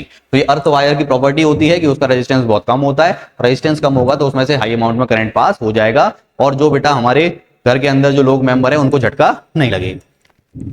नेक्स्ट देखिए, the most important safety method use for protecting home appliance for short circuit for overloading. घर के अंदर जो ओवरलोडिंग वगैरह होती है उससे बचने के लिए सबसे सेफ्टी मेथड कौन सा है? तो अब तक घरों के अंदर आपने देखा होगा जो मॉडर्न अभी चल रहा है उसमें आप एमसीबी का यूज करते हो, ठीक है। अब एमसीबी आप चल रही है, पहले बेटा हमारे फ्यूज होते थे, ठीक है, तो यूज ऑफ फ्यूज या फिर एमसीबी वगैरह, इनको जब आप इस्तेमाल करोगे तो सबसे सेफ्टी यही है कि आपने देखा होगा कि घर के अंदर कभी भी शॉर्ट सर्किट हो जाता है तो सबसे पहले हमारी मेन एमसीबी गिर जाती है और करंट की सप्लाई को बंद कर देती है। सबसे सेफेस्ट मेथड है ये आज के टाइम। नेक्स्ट देखिए, which wire in a domestic electrical circuit is typically in a green colour. घरों के अंदर जो वायर यूज होते हैं उसमें से ग्रीन कलर का वायर कौन सा होता है? आपको पता है बेटा ग्रीन कलर अर्थ वायर होता है, ठीक है, तो ग्रीन कलर अर्थ वायर, तो earth wire correct option C, earth wire. Next देखिए, in domestic electric circuit the wiring with 15 ampere current rating is for the electric devices which have. अब देखो बेटा जो हमारा डोमेस्टिक इलेक्ट्रिक सर्किट है उसके अंदर उसके जो वायर हैं उनके अंदर कितने एम्पियर का करंट फ्लो कर रहा है? 15 एम्पियर। अब 15 एम्पियर की वैल्यू बहुत ज्यादा होती है बेटा, याद रखना, ठीक है। कुछ ऐसे कह सकते हो कि 15 एम्पियर का जो करंट होता है ना बेटा, कुछ हैवी अप्लायंसेस को ही चलाता है, जैसे कि आपका देखो जैसे कि आयरन हो गया, ठीक है, या जो पानी गर्म करने वाली मशीन होती है वो हीटर हो गया, ठीक है, गीजर हो गया, ये सारी चीजें, ठीक है। तो यहां पर बोला है देखो higher power rating such as geyser, ठीक है, तो 15 एम्पियर करंट ज्यादा है तो बेटा अप्लायंस की पावर भी क्या होनी चाहिए इस करंट को झेलने के लिए? ज्यादा होनी चाहिए, ठीक है। तो 15 एम्पियर करंट वही उन्हीं अप्लायंसेस में यूज होगा जिसकी पावर रेटिंग क्या होगी? ज्यादा होगी। लो पावर रेटिंग जैसे कि हमारा फैन हो गया, बल्ब हो गया, ये बेटा कुछ आपके 4 से 5 एम्पियर कुछ इतना करंट कैरी करते हैं, ठीक है। तो करेक्ट ऑप्शन कौन सा हो जाएगा बेटा? ऑप्शन ए। देखो इसमें लिखा है लोअर पावर नहीं हो सकता, लोअर पावर नहीं हो सकता, लोअर पावर नहीं हो सकता, ठीक है। तो 15 एम्पियर करंट को वही अप्लायंस झेल पाएगा जिसकी पावर रेटिंग क्या होगी? ज्यादा। तो गीजर की पावर रेटिंग ज्यादा होती। Two parallel wires are carrying current in the same direction. बोला जा रहा है बेटा कि दो वायर्स हैं, एक वायर ये रहा और एक वायर ये रहा, और दोनों के दोनों सेम डायरेक्शन में जा रहे हैं बेटा। What is the effect of these current on each other. तो इन करंट का एक दूसरे पर क्या असर पड़ेगा? सबसे पहली चीज, जब दो वायर पैरेलली एक ही डायरेक्शन सेम डायरेक्शन में जाएंगे तो वो एक दूसरे को क्या करते हैं? अट्रैक्ट करते हैं बेटा। उनके अंदर जो मैग्नेटिक फील्ड जनरेट होगी वो एक दूसरे को अट्रैक्ट करेगी। अगर मैं इसी की जगह एक वायर को अपोजिट कर देता तो वो एक दूसरे को क्या करती? रिपेल करती, ठीक है, याद रखना। अगर सेम डायरेक्शन में है तो अट्रैक्ट करेगी और अगर अपोजिट डायरेक्शन में है तो रिपेल करेगी। मैं लिख दे रहा हूं बेटा, same direction attract each other. Same direction है तो क्या करेगी? एक दूसरे को अट्रैक्ट करेगी। Option A, clear. नेक्स्ट देखिए बेटा असर्शन रीजन। एक बार आप ऑप्शन पढ़ लीजिए फिर हम चलते हैं अपने असर्शन रीजन पे। देखिए बेटा फर्स्ट असर्शन, असर्शन क्या कह रहा है बेटा? It is easier to bring the north pole of a magnet toward the south pole of another magnet. बोला जा रहा है बेटा कि एक मैग्नेट हमने ले लिया, उसका एक पोल है बेटा नॉर्थ पोल और दूसरी मैग्नेट का पोल है बेटा साउथ पोल, तो इनको एक दूसरे के पास लाना बहुत ज्यादा क्या है? इजी काम है, ठीक है। तो बिल्कुल करेक्ट बात है बेटा, क्योंकि नॉर्थ पोल और साउथ पोल यानी जो अपोजिट पोल्स होते हैं एक दूसरे को क्या करते हैं? अट्रैक्ट करते हैं। तो यहां पर इजीली एक दूसरे के ये क्या आ जाएंगे? करीब आ जाएंगे। तो असर्शन क्या है बेटा? बिल्कुल करेक्ट। रीजन देखो, there is a force of attraction between unlike magnetic pole, ठीक है। अब ये देखो नॉर्थ पोल और साउथ पोल ये क्या है? अनलाइक पोल्स हैं। अब अनलाइक पोल्स हैं तो इनके बीच में फोर्स ऑफ अट्रैक्शन ऑटोमेटिकली क्या होगा? ज्यादा होगा, ठीक है। तो ये स्टेटमेंट भी करेक्ट और रीजन जो है असर्शन का करेक्ट एक्सप्लेनेशन भी दे रहा है। तो ऑप्शन कौन सा करेक्ट हो जाएगा बेटा? Option A, clear. नेक्स्ट देखिए, a current carrying state conductor experiences a force when placed perpendicular to the direction of magnetic field। बोला जा रहा है बेटा कि मैग्नेटिक फील्ड के बिल्कुल परपेंडिकुलर हमने कोई स्टेट कंडक्टर रख दिया। एग्जांपल के तौर पे डायग्राम से बता रहा हूं, मान लो ये मैग्नेटिक फील्ड जा रही है बेटा इस डायरेक्शन, ठीक है, और यहां पर हमने कोई भी एक स्टेट कंडक्टर रख दिया, ठीक है, बिल्कुल परपेंडिकुलर बोला है। तो परपेंडिकुलर वाले केस में याद रखना कि जब मैग्नेटिक फील्ड में कोई भी स्टेट कंडक्टर या कोई भी आप परपेंडिकुलर रखते हो तो उसके ऊपर लगने वाला फोर्स क्या होता है? मैक्सिमम होता है बेटा। अब मैक्सिमम क्यों होता है, कैसे होता है, अभी आगे बताऊंगा फॉर्मूले की हेल्प से, ठीक है। अभी आप इतना समझो कि ये स्टेटमेंट क्या है बेटा? बिल्कुल करेक्ट कि परपेंडिकुलर अगर आप स्टेट कंडक्टर को मैग्नेटिक फील्ड में रखते हो तो उसके ऊपर फोर्स लगेगा ही लगेगा। अब ये बता दे रहा हूं कि मैक्सिमम लगेगा, ठीक है। Reason, the net charge on the current carrying conductor is always zero. अब जरा देखो बेटा, अब नेट चार्ज की बात हो रही है, अब नेट चार्ज की बात हो रही है इस कंडक्टर के अंदर, तो जितना पॉजिटिव चार्ज होगा उतना ही नेगेटिव चार्ज। क्लियर? तो जितना पॉजिटिव इतना नेगेटिव होगा, एक दूसरे को क्या कर देंगे, न्यूट्रल कर देंगे बेटा। तो ये स्टेटमेंट भी बिल्कुल करेक्ट है, लेकिन रीजन जो है असर्शन का करेक्ट एक्सप्लेनेशन नहीं दे रहा, क्योंकि इसमें कुछ ऐसी बात हो ही नहीं रही जो असर्शन में हो रही है बेटा। ठीक है, तो करेक्ट ऑप्शन कौन सा हो जाएगा बेटा, ऑप्शन बी। नेक्स्ट देखिए, a compass needle is placed near a current carrying wire. The deflection of the compass needle decreases when the magnitude of the current in the wire is increased. अब बोला जा रहा है बेटा कि जब हम करंट कैरिंग वायर के अंदर, या कह सकते हो एक वायर है जिसके अंदर हमने करंट को फ्लो कराया और उसके पास हम एक कंपास को लेकर आए, तो कंपास की जो नीडल है वो क्या करने लगी, डिफ्लेक्ट करने लगी। तो हमें पता है बेटा ये ओरिएस्टेड हमारे जो साइंटिस्ट थे उन्होंने एक्सपेरिमेंट किया था कि स्टेट कंडक्टर के अंदर से करंट की सप्लाई को चालू किया, तो जैसे ही जो कंपास की नीडल थी वो डिफ्लेक्ट करने लगी। ठीक है, तो इतना स्टेटमेंट तो सही है बेटा। आगे देखो, the compass needle decreases when the magnitude of the current in the wire is increased. ठीक है, अब देखो बोला जा रहा है कि अगर उस वायर के अंदर जैसे ही हमने करंट को इंक्रीज करा तो जो डिफ्लेक्शन है कंपास के अंदर वो क्या हो गई, डिक्रीज हो गई। तो ये स्टेटमेंट गलत हो गया बेटा यहां से, क्योंकि देखो करंट को जब हम बढ़ाते हैं तो मैग्नेटिक फील्ड बढ़ती है, और जितनी ज्यादा मैग्नेटिक फील्ड होगी बेटा उतनी ही कंपास क्या होगी, ज्यादा डिफ्लेक्ट करेगी। यानी डिक्रीज नहीं होनी चाहिए, करंट के बढ़ाने पर क्या होनी चाहिए, इंक्रीज होनी चाहिए। तो ये स्टेटमेंट क्या है, गलत। तो असर्शन गलत है, तो रीजन ऑटोमेटिकली क्या हो जाएगा बेटा, करेक्ट। तो करेक्ट ऑप्शन कौन सा हो गया, D. Correct option D. Next देखो बेटा, नेक्स्ट देखो, iron filing scattered around a straight current carrying conductor in a plane perpendicular to the length of the conductor arrange themselves in a concentric circle. मान लो ये एक paper है बेटा, ठीक है। अब इस पेपर में हमने क्या किया, एक इस कुछ इस तरीके से स्ट्रेट करंट कैरिंग कंडक्टर को डाल दिया और इसके अंदर से करंट की सप्लाई देना चालू किया, और इसके आसपास हमने क्या किया बेटा, आयरन फिलिंग्स को डाल दिया। तो आयरन फिलिंग्स को जैसे डाल दोगे और कुछ समय बाद देखोगे तो वो सभी अपने आप को कैसे फॉर्म में अरेंज कर लेंगे, concentric सर्कल के फॉर्म में। क्योंकि आपको पता है कि बेटा जो हमारा स्ट्रेट कंडक्टर होता है उसके अराउंड जो मैग्नेटिक फील्ड बनती है वो कैसे फॉर्म में बनती है, concentric सर्कल के फॉर्म में। तो ये स्टेटमेंट क्या है बेटा, बिल्कुल करेक्ट है। ठीक है, नेक्स्ट देखो, magnetic field has both magnitude and direction. अब देखो मैग्नेटिक फील्ड के पास मैग्नीट्यूड भी होता है और डायरेक्शन भी। अब मैग्नीट्यूड और डायरेक्शन किसमें होता है, वेक्टर क्वांटिटी। इसका मतलब हमारी मैग्नेटिक फील्ड क्या है बेटा, वेक्टर क्वांटिटी। तो बिल्कुल करेक्ट स्टेटमेंट है, लेकिन बेटा जो रीजन है वो असर्शन का करेक्ट एक्सप्लेनेशन नहीं दे रहा, इसीलिए ये ऑप्शन भी कौन सा हो जाएगा बेटा, बी, ऑप्शन बी। नेक्स्ट देखिए, assertion, fuse is a safety device that is used to prevent electrical circuits for possible fires. Fuse हमारा क्या है बेटा, एक सेफ्टी डिवाइस है जो कि बेसिकली बेटा घर के अंदर जो ओवरलोडिंग होती है या शॉर्ट सर्किट हो जाता है उससे हमें क्या करता है, बचाता है। ठीक है, तो ये स्टेटमेंट क्या है बेटा, बिल्कुल करेक्ट। रीजन देखो, a fuse consist of tin wire having low melting point due to which it melts and break the circuit if the current exceed a safe value. ठीक है, अब बोला जा रहा है बेटा कि फ्यूज जो है उसके अंदर कौन सा वायर यूज किया जाता है, टिन वायर, जिसका मेल्टिंग पॉइंट क्या होता है, लो होता है। तो जो हमारी करंट की वैल्यू सेफ वैल्यू फिक्स होती है, अगर उससे करंट की वैल्यू ज्यादा जाती है तो मेल्टिंग पॉइंट बढ़ने, हीट बढ़ने के कारण क्या हो जाता है बेटा, ये टिन का वायर ब्रेक हो जाता है। और जैसे ही ब्रेक हो जाएगा तो करंट की जो सप्लाई होगी आगे क्या हो जाएगी, ब्रेक हो जाएगी, सर्किट ब्रेक हो जाएगा। तो करंट रुक गया, करंट रुक गया तो बेटा आगे जो आग लग रही है कंटिन्यू सप्लाई करंट की वजह से वो क्या हो जाएगी, रुक जाएगी। तो ये स्टेटमेंट भी क्या है बेटा, बिल्कुल करेक्ट है, और रीजन जो है असर्शन का करेक्ट एक्सप्लेनेशन भी दे रहा है, तो ऑप्शन ए। क्लियर। नेक्स्ट देखिए, heater wire must have high resistance and high melting point. अब देखो हीटर के अंदर जो वायर यूज किया जाता है जो कि बेसिकली क्रोमियम का यूज किया जाता है, तो उसका रेजिस्टेंस क्या होता है, सेम, और उसका मेल्टिंग पॉइंट भी क्या होता है बेटा, हाई। अब रेजिस्टेंस ज्यादा है, देखो हाई रेजिस्टेंस, अब रेजिस्टेंस ज्यादा है तो क्या होगा बेटा, हीट भी ज्यादा होगी। और बेसिकली हीटर का काम क्या है, हीट प्रोवाइड ही तो करना है। तो हीटर के अंदर जो वायर यूज किया जा रहा है उसका रेजिस्टिविटी ज्यादा होती है, और रेजिस्टिविटी ज्यादा है तो रेजिस्टेंस भी क्या होता है, ज्यादा, और उसका मेल्टिंग पॉइंट भी क्या होता है, ज्यादा, ताकि बहुत ज्यादा हीट पर वो पिघले नहीं। तो ये स्टेटमेंट क्या है बेटा, बिल्कुल करेक्ट। रीजन देखो, if resistance is high the electric conductivity will be loss. बोला जा रहा है बेटा कि अगर रेजिस्टेंस को हम बढ़ा दें तो इलेक्ट्रिकल कंडक्टिविटी क्या हो जाएगी, लेस हो जाएगी, यानी करंट की सप्लाई कम हो जाएगी। तो हमें पता है बेटा कि रेजिस्टेंस जो है, करंट जो है रेजिस्टेंस के क्या होता है, इनवर्सली प्रोपोर्शनल। तो जब जैसे ही आप रेजिस्टेंस को बढ़ा दोगे तो करंट की वैल्यू क्या हो जाएगी, कम हो जाएगी, यानी रीजन भी क्या है बेटा, करेक्ट। लेकिन रीजन जो है असर्शन का करेक्ट एक्सप्लेनेशन नहीं दे रहा, तो ऑप्शन बी। नेक्स्ट देखिए 30, on freely suspending a current carrying solenoid it comes to rest in geographical north south direction. बोला जा रहा है बेटा कि आप एक मैग्नेट को लो, उस मैग्नेट को फ्रीली बेटा एक धागे से सस्पेंड कर दो, बांध दो, तो कुछ इस तरीके से। ठीक है, मान लो ये मैग्नेट है, धागे से बंधी है, तो फ्रीली आपने बांध दिया, तो मैग्नेट का जो नॉर्थ पोल होगा ना बेटा, वो अर्थ के नॉर्थ पोल के साथ क्या हो जाएगा, अलाइन हो जाएगा। मान लो ये मैग्नेट का नॉर्थ पोल है, ठीक है, ये मैग्नेट का नॉर्थ पोल है, तो ये अर्थ के नॉर्थ पोल के साथ अपने यहाँ पे क्या हो जाएगा, कुछ समय बाद अलाइन हो जाएगा। ठीक है, तो ये स्टेटमेंट क्या है बेटा, बिल्कुल करेक्ट है।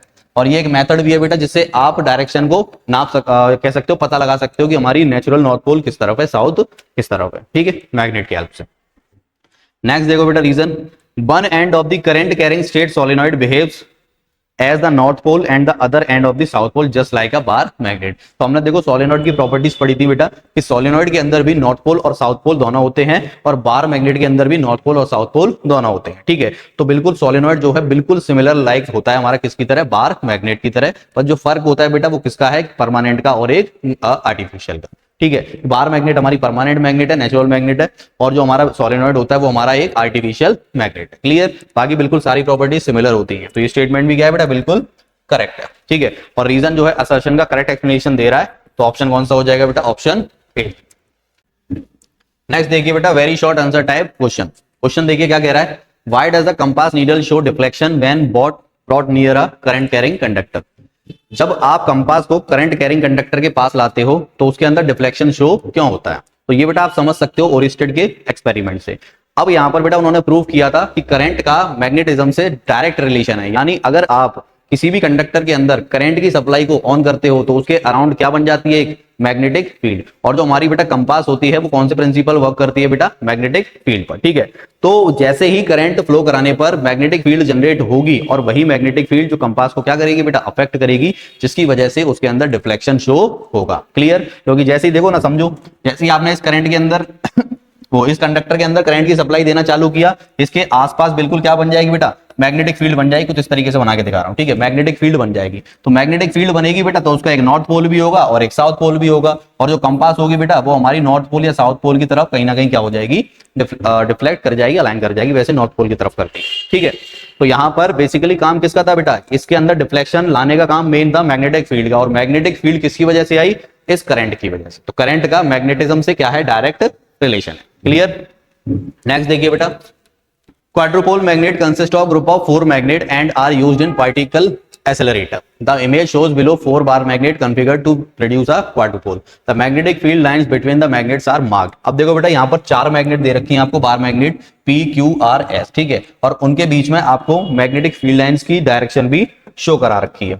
तो आगे पूछ रहा है what are the poles of the magnets at P, Q, R, S। तो P, Q, R, S पर मैग्नेट के कौन से पोल होंगे। तो सबसे पहले अगर ये आपको विजिबल ना हो तो मैं इसको थोड़ा विजिबल कर दे रहा हूं बेटा। मैग्नेटिक फील्ड कुछ इस तरफ जा रही है बेटा, यहां से,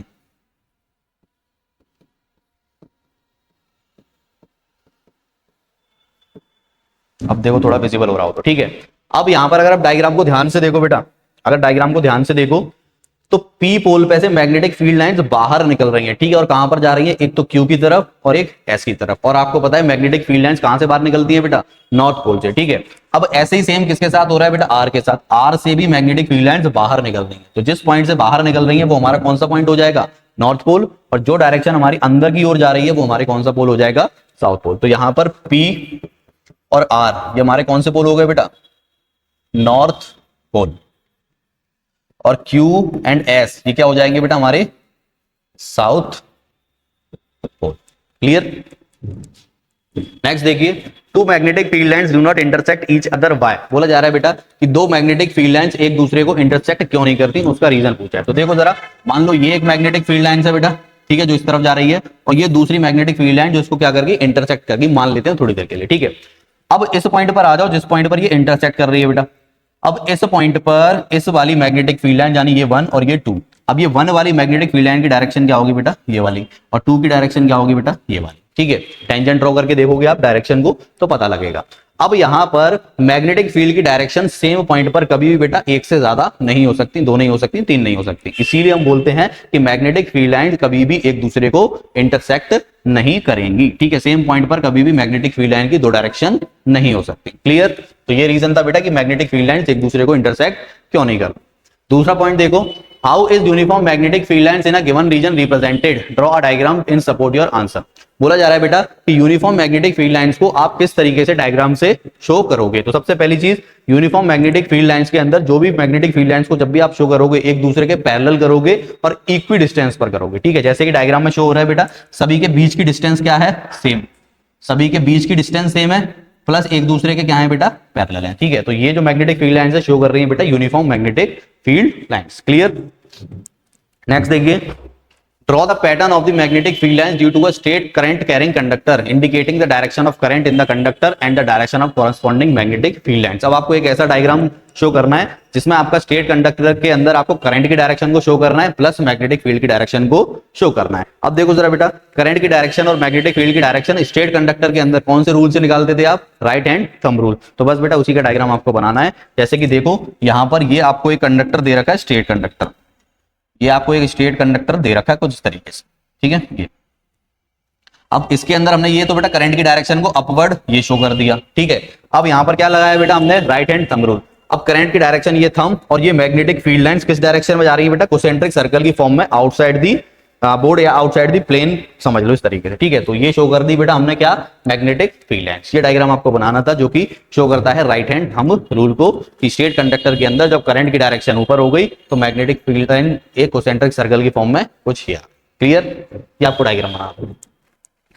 नेक्स्ट देखो, when is the force experienced bye a current carrying conductor placed in a uniform magnetic field maximum and minimum. बोला जा रहा है बेटा कि एक हमने स्ट्रेट कंडक्टर लिया और यूनिफॉर्म मैग्नेटिक फील्ड के अंदर रख दिया। अब दो कंडीशन ऐसी बताओ कि कौन सी कंडीशन में वो फोर्स जो है मैक्सिमम फेस करेगा और फोर्स जो है एक मिनिमम फेस करेगा, ठीक है। सबसे पहली चीज, मैग्नेटिक फील्ड का जो फोर्स होता है बेटा, मैग्नेटिक फील्ड के द्वारा जो कंडक्टर पे फोर्स लगता है उसका फॉर्मूला समझो, F बराबर BI L साइन थीटा, ठीक है। अब जरा देखो बेटा, यहां पर B क्या है? हमारी मैग्नेटिक फील्ड की वैल्यू, ठीक है। मैग्नेटिक स्ट्रेंथ जो भी होगी एक्स वाई जेड। I क्या है? करंट। L क्या है बेटा? हमारा इधर लेंथ, ठीक है, लेंथ ऑफ द कंडक्टर। अब बात आती है बेटा हमारी क्या? Sine theta. अब यहां पर बेटा देखो एक टर्म आ रहा है थीटा, सब खेल इसी का है बस, थीटा का, ठीक है। अब यहां पर याद रख लो, जब थीटा हमारा बेटा जीरो, ठीक है, जब हमारा थीटा 0 या 180 मान लो होगा तो बेटा सबसे मिनिमम करंट लगेगा। कैसा लगेगा? मिनिमम। कैसा लगेगा? मिनिमम। और जब थीटा हमारा 90 होगा तो करंट कैसा होगा बेटा? मैक्सिमम। कैसा होगा? मैक्सिमम। जरा रख के देख लो बेटा, इसके अंदर रख के देख लो, साइन थीटा की जगह पर 0 रखो, वैल्यू कितनी आएगी? 0। 0 हो जाएगा ये पूरा टर्म 0, यानी फोर्स क्या हो जाएगा बेटा? 0, ठीक है। ये इस वाली कंडीशन के लिए फोर्स पूरा क्या हो जाएगा? 0, ठीक है। दूसरी कंडीशन पे आ जाओ बेटा, साइन थीटा बराबर, थीटा हमने थीटा इस साइड या थीटा बराबर सिंपल लिखो यहां पर 90 डिग्री, ठीक है। तो ये क्या हो जाएगा? F equals to BI L sine 90, और साइन 90 की वैल्यू कितनी होती है बेटा? 1। तो फोर्स की वैल्यू क्या आ जाएगी? BI L। तो ये आएगी बेटा मैक्सिमम। कैसी आएगी? मैक्सिमम। और ये क्या आएगी बेटा? मिनिमम, यानी लगभग 0 के बराबर। क्लियर? तो जब थीटा हमारा 90 होगा तो फोर्स मैक्सिमम लगेगा बेटा, और जब थीटा हमारा 0 या 180 होगा तो फोर्स हमारा मिनिमम लगेगा। क्लियर है बेटा? नेक्स्ट देखो, a helical coil whose length is greater than its diameter is connected to a battery as shown below। एक डायग्राम दे रखा है जिसमें ये जो कॉइल की जो लेंथ है बेटा, यानी यहां से लेकर यहां तक ये क्या हो गई? लेंथ, वो इस डायामीटर से क्या है? लेंथ जो है डायामीटर से काफी बड़ी है, ठीक है। अब ऑप्शन ए देखो बेटा क्या बोल रहा है, आपसे क्या पूछ रहा है question, how does the magnetic field eight point P compare with the magnetic field eight point Q, justify और आंसर। बोला जा रहा है बेटा कि P पॉइंट पर और Q पॉइंट पर जो मैग्नेटिक फील्ड है वो दोनों के लिए सेम है, कैसी है, कंपेयर करो एक दूसरे से, ये बोला है, ठीक है। सबसे पहली चीज, जब थोड़ा एज्यूम करो बेटा, आपने सोलेनॉइड का एग्जाम डायग्राम पढ़ा होगा, ठीक है। अब सोलेनॉइड के इनसाइड की बात कर रहा हूं मैं। सोलेनॉइड के अंदर जो मैग्नेटिक फील्ड है वो हमारी कैसी बनती है? यूनिफॉर्म। और यूनिफॉर्म का मतलब क्या है कि हर पॉइंट पर मैग्नेटिक फील्ड की स्ट्रेंथ क्या होगी? सेम होगी। तो ऐसे ही यहां पर समझो बेटा कि यहां पर जो मैग्नेटिक फील्ड है हर पॉइंट पर क्या है? यूनिफॉर्म। और यूनिफॉर्म है तो हर पॉइंट पर मैग्नेटिक फील्ड की स्ट्रेंथ क्या होगी बेटा? सेम होगी। यानी मैं कह सकता हूं कि P पॉइंट पर मैग्नेटिक फील्ड और Q पॉइंट पर मैग्नेटिक फील्ड की स्ट्रेंथ क्या होगी? सेम होगी। सबसे पहला आंसर यही है बेटा, eight P and Q point the strength of the magnetic field is same। दोनों केस में क्या होगी बेटा? सेम होगी। क्लियर? बी ऑप्शन पढ़ो बेटा, state one way in which the strength of the magnetic field inside a current carrying helical coil can be change. कोई एक ऐसा तरीका बताओ बेटा जिसमें दोनों पॉइंट पर मैग्नेटिक फील्ड की स्ट्रेंथ क्या कर दें? चेंज कर दें। तो आपको पता है बेटा कि मैग्नेटिक फील्ड की स्ट्रेंथ किस पे डिपेंड करती है? या तो नंबर ऑफ टर्न्स पे लिख देना, नहीं तो करंट पे लिख देना, दोनों में से कोई भी एक लिख सकते हो, ठीक है। तो यहां लिख देना बेटा, if current will be change then strength of magnetic field also change. और करंट नहीं लिखना चाह रहे हो तो आप नंबर ऑफ टर्न्स भी लिख सकते हो कि नंबर ऑफ टर्न्स और करंट जो है बेटा डायरेक्टली प्रोपोर्शनल होते हैं किसके, मैग्नेटिक फील्ड के। क्लियर। नेक्स्ट देखो, state an important advantage of using alternating current over direct current. तो बेटा पूछा जा रहा है कि ऑल्टरनेटिंग करंट का एक आपको एडवांटेज बताना है डायरेक्ट करंट के ऊपर। सबसे पहली चीज कि ऑल्टरनेटिंग करंट वहां यूज होता है बेटा जब हमें करंट को बहुत लार्ज लेंथ के लिए लिया जाता है, यानी कह सकते हो बहुत ज्यादा दूरी तय करनी हो तो हम ऑल्टरनेटिंग करंट का यूज करते हैं, क्योंकि वहां पर जो करंट का लॉस होगा वो बहुत ही कम होगा। लेकिन डायरेक्ट करंट में क्या होगा बेटा कि अगर हम बहुत लंबे रास्ते के लिए अगर करंट की सप्लाई करते हैं तो वहां पर करंट का लॉस क्या होता है, ज्यादा होता है। तो सबसे पहला हमारा बेटा एडवांटेज तो यही है एसी का। ठीक है, दूसरी एडवांटेज आप ये कह सकते हो कि डायरेक्ट करंट जो है बेटा वो सेम वन डायरेक्शन में काम करता है, यानी एक ही डायरेक्शन में फ्लो करेगा। लेकिन ऑल्टरनेटिंग करंट बार बार लगातार अपनी पोलैरिटी को क्या करता रहेगा, चेंज करता रहेगा। ठीक है, दूसरी चीज कि एसी करंट जो है बेटा वो हमारे जनरेटर से कह सकते हो उसको बहुत इजीली हम सप्लाई कर सकते हैं और उसको बहुत इजीली यूज कर सकते हैं। लेकिन डायरेक्ट करंट के लिए हमें बहुत हैवी और बिल्कुल कॉम्प्लेक्स मशीन्स का इस्तेमाल करना पड़ता है। क्लियर। नेक्स्ट देखो, what are the properties of magnet. Magnets की प्रॉपर्टीज क्या है। ठीक है, सबसे पहली चीज बेटा पोल्स। मैग्नेट्स के अंदर दो पोल होते हैं, एक तो नॉर्थ पोल और दूसरा साउथ पोल। ठीक है, अट्रैक्शन एंड रिपल्सन, यानी बेटा देखो जो सेम पोल्स होंगे, ठीक है, जो लाइक पोल्स होते हैं यानी नॉर्थ नॉर्थ और साउथ साउथ, वो एक दूसरे को क्या करेंगे, रिपेल। और जो अनलाइक पोल्स होते हैं यानी नॉर्थ और साउथ, वो एक दूसरे को क्या करेंगे बेटा, अट्रैक्ट करेंगे। क्लियर। तीसरा है बेटा मैग्नेटिक फील्ड। जो मैग्नेट्स होती हैं, अब उसकी जो मैग्नेटिक फील्ड है बेटा वो क्या होती है, परमानेंट होती है, जो हमारी परमानेंट मैग्नेट्स होती हैं। अब आर्टिफिशियल की हम मैग्नेटिक फील्ड को क्या कर सकते हैं, चेंज कर सकते हैं। ठीक है, और जो मैग्नेटिक फील्ड की डायरेक्शन होती है बेटा वो हमारी कहां से कहां होती है, नॉर्थ से साउथ। ठीक है, आउटसाइड दी मैग्नेट। और इनसाइड दी मैग्नेट अगर हम बात करें तो वो साउथ से नॉर्थ होती है। ठीक है, तुम्हारी magnetic field outside the magnet north से south, inside the magnet south से north. Magnetization, magnets can magnetize magnetic material. ठीक है, मैग्नेट का काम क्या है बेटा, वो मैग्नेटिक मटेरियल्स को मैग्नेटाइज करती है। मैग्नेटिक मटेरियल्स कौन से बेटा, जो हमारे फेरो मैग्नेटिक मटेरियल्स होते हैं, फेरो मैग्नेट्स। ठीक है, जैसे कि निकल, कोबाल्ट, आयरन, ये सारी चीज। क्लियर। नेक्स्ट देखिए बेटा, what is the significance of Oersted experiment. Oersted experiment का बेटा जो सिग्निफिकेंस है वो क्या है, एडवांटेज है वो क्या है। ठीक है, सबसे पहली चीज बेटा ओरिस्टेड ने जो एक्सपेरिमेंट करा था इसके दौरान हमें पता लगा था कि करंट में और मैग्नेटिज्म में दोनों में डायरेक्ट रिलेशन क्या है। ठीक है, तो सबसे पहली चीज तो यही है कि हमें पता लग गया बेटा कि हम इलेक्ट्रिसिटी की मदद से मैग्नेटिज्म को क्रिएट कर सकते हैं और मैग्नेट की मदद से भी इलेक्ट्रिसिटी को जनरेट कर सकते हैं। सबसे पहली चीज तो हमें यही पता लगी। ठीक है, तो देखो, this experiment lead to the development of electromagnetism. अब इलेक्ट्रिसिटी की मदद से हमने मैग्नेटिज्म को क्रिएट करा तो उसको हमने क्या नाम दिया बेटा, इलेक्ट्रोमैग्नेटिज्म। ठीक है, forming the basis of motors, generators, solenoids and electromagnets. अब ये बेटा इलेक्ट्रोमैग्नेटिज्म का जो कॉन्सेप्ट है वो कहां कहां पर काम आता है, मोटर्स में काम आता है, हैवी मोटर्स। ठीक है, जनरेटर के अंदर काम आता है, सोलेनॉइड्स के अंदर काम आता है, इलेक्ट्रोमैग्नेट जो हमारी बड़ी बड़ी इंडस्ट्रीज में यूज होती हैं हैवी लोड्स को उठाने के लिए, वहां पर काम आता है। ठीक है, नेक्स्ट देखो, proved that electric current can exert a magnetic effect which was previously unknown. अब ये उन्होंने प्रूव करा कि इलेक्ट्रिक करंट की मदद से हम मैग्नेटिक इफेक्ट को भी जनरेट कर सकते हैं, जो कि हमें पहले नहीं पता था। नेक्स्ट देखो बेटा, Oersted discovered that a current carrying conductor produces a magnetic field around it. और उन्होंने ये भी बताया कि अगर हम स्टेट कंडक्टर के अंदर से करंट की सप्लाई करते हैं तो उसके अराउंड मैग्नेटिक फील्ड जनरेट हो जाती है, जो कि बिल्कुल जस्ट परपेंडिकुलर होती है बेटा। ये अगर करंट इस डायरेक्शन में जा रहा है तो मैग्नेटिक फील्ड बिल्कुल उसके जस्ट परपेंडिकुलर बनेगी। क्लियर।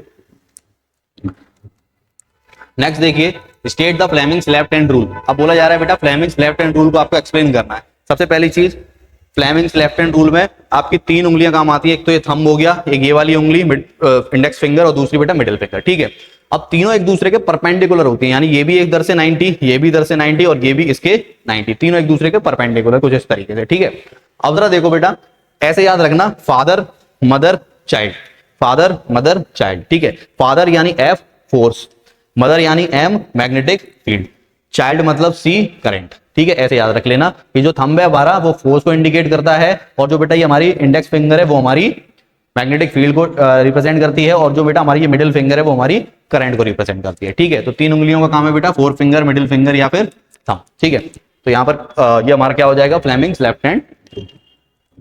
नेक्स्ट देखिए, what is the purpose of using a solenoid in electromagnet, how does the arrangement of coils in a solenoid contributed to its functionally. बोला जा रहा है बेटा सोलेनॉइड का इलेक्ट्रोमैग्नेट्स में क्या पर्पस है। सबसे पहली चीज पर्पस ऑफ सोलेनॉइड देखो जरा, to produce a strong and uniform magnetic field and make a powerful electromagnet. अगर हम सोलेनॉइड की बात करें तो सोलेनॉइड एक आर्टिफिशियल मैग्नेट की तरह काम करता है, ठीक है। अब आर्टिफिशियल इसका मतलब क्या है, आर्टिफिशियल इसका मतलब ये है कि उसके अंदर हम मैग्नेटिक फील्ड की स्ट्रेंथ को क्या कर सकते हैं, चेंज कर सकते हैं, कंट्रोल कर सकते हैं, ठीक है। प्लस उसके जो पोल्स हैं उसकी डायरेक्शन को भी रिवर्स कर सकते हैं। तो हम ये कह सकते हैं बेटा अगर हमारा हैवी लोड बहुत ज्यादा है तो इलेक्ट्रोमैग्नेट में हम क्या करें, करंट की वैल्यू को बढ़ा दें। तो हम क्या करेंगे बेटा, उससे क्या हो जाएगा, जैसी करंट की वैल्यू बढ़ाओगे मैग्नेटिक फील्ड की स्ट्रेंथ बढ़ जाएगी, तो हैवी लोड्स को आप ज्यादा कैरी कर पाओगे। तो सोलेनॉइड का काम है, ठीक है, इलेक्ट्रोमैग्नेट के अंदर। हाउ कॉइल अरेंजमेंट हेल्प्स, अब बोला जा रहा है बेटा कि उस कॉइल का अरेंजमेंट क्या होगा, ठीक है। Multiple turns in a helix combine their magnetic field around the axis increasing strength and directing the field.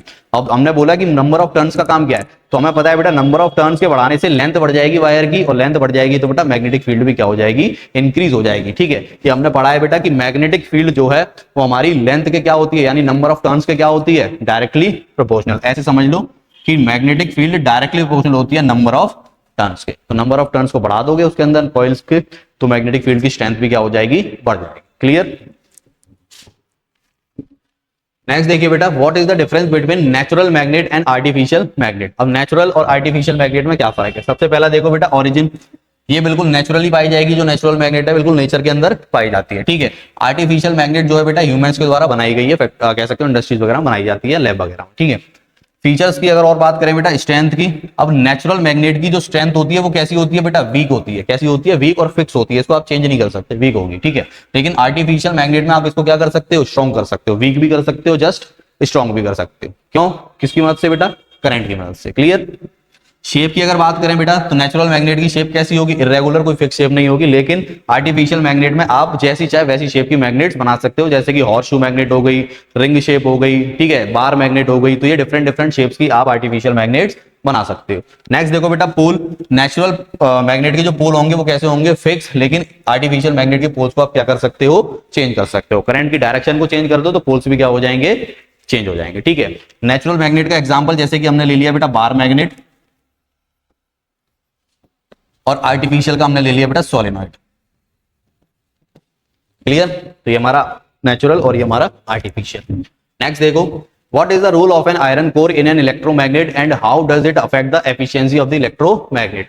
Electromagnet के अंदर जो बेटा हम कोर का इस्तेमाल करते हैं, ठीक है, उसका रोल क्या है, आयरन का जो कोर होता है उसका रोल क्या है। सबसे पहली चीज, iron core increases and direct the magnetic field of the solenoid. सबसे मेन काम इसी का है बेटा।